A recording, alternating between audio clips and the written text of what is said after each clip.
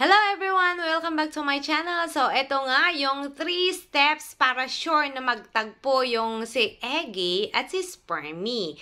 Okay? Yun, na-timingan na natin yung ovulation natin. So, halimbawa, positive yung ovulation test natin ngayon. So, ito na yung dapat natin do. Okay? So, and yun, ang gagawin po natin una ay maglagay ng unan kagaya nito. Okay? Lalagyan natin ng unan yung balakang natin. After natin, maglabing-labing at pouring din, okay? Kapag naglabing-labing na, okay, lagyan mo rin yung balakang mo para at least makatulong sa deep penetration, okay? And then, after din nun, after ng paglabing-labing nyo, itaas mo rin yung balakang mo ng at least a few minutes.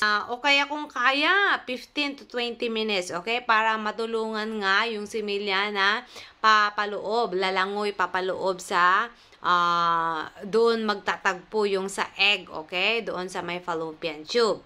Okay, number 2 ay itaas yung paa, gaya niyan. So, yun, madami din gumagawa nito, ano? Ito kasi, the same purpose at yun, nakakatulong ang gravity na matutulungan yung mga similya na papaloob. Kasi nga, ang paglalangoy ng similya papaloob ay at least, it takes 20 to 40 minutes, okay? So, pwede mong itaas yung paa after ng maglabing-labing ng 20 to 30 minutes, okay na yon. And then, pangatlo, huwag iihi agad. Okay? So, huwag tatayo agad at huwag iihi agad and within 30 minutes after nyong mag-siping. Okay? So, at least, sabi ko nga, itaas yung balakang o kaya itaas yung paa ng 30 or 20 to 30 minutes.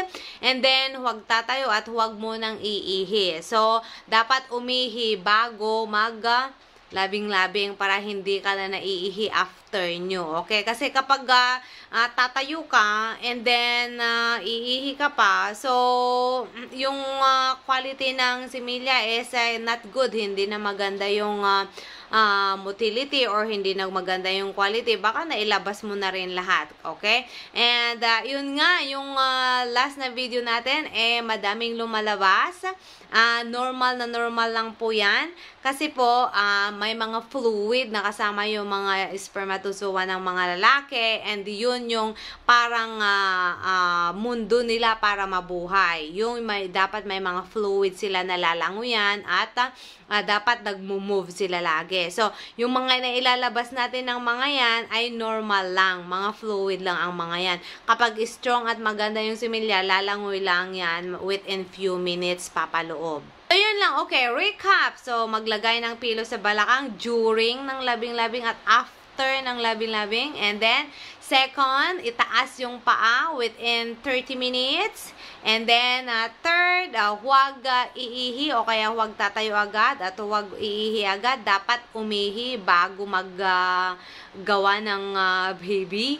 And then, napaka-importante pa rin na dapat gumamit nga ng ovulation test para sa perfect timing. Para hindi na kailangan mag-antay ng spermatozoa doon. Para sakto na magtagpo sila kapag nangitlog na si Mrs. And then, sakto naman na may nangyari. And then, doon magtatagpo na sila.